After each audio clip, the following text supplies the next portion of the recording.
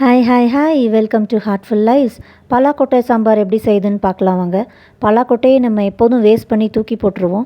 அதுக்கு பதிலாக அது ஒரு 2 டேஸ் காய வச்சு அதோட தோலை கொஞ்சம் தட்டி தோலை வெளியே எடுத்துட்டு அதை பருப்போடு சேர்த்து வேக வச்சிடணும். இப்போ பார்த்திங்கன்னா நான் தோலெல்லாம் எடுத்துட்டேன்.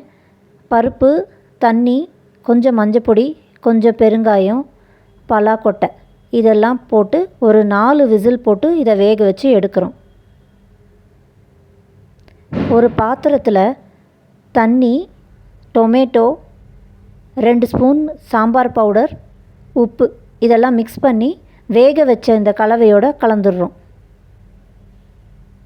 கொஞ்சம் தண்ணி ஆட் பண்ணி இந்த கன்சிஸ்டன்சியை அட்ஜஸ்ட் பண்ணிக்கிறோம். அட்ஜஸ்ட் பண்ணி அது நல்லா வெந்ததுக்கப்புறமா நெல்லிக்காய் அளவு புளி இதில் கரைச்சி விடுறோம்.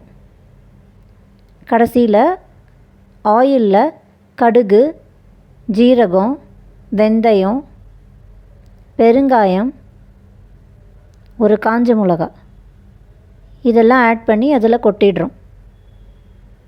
ஒரு கொதி விட்டுட்டோன்னா பலாக்கொட்டை சாம்பார் ரெடி. கடைசியில் கொஞ்சம் கருவேப்பிலை, கொத்தமல்லி போட்டு இது நல்லா சூடான சாதத்தில் மிக்ஸ் பண்ணி சாப்பிட்டா செம்ம டேஸ்ட்டாக இருக்கும். தேங்க்ஸ் ஃபார் வாட்சிங் our video and subscribe my channel.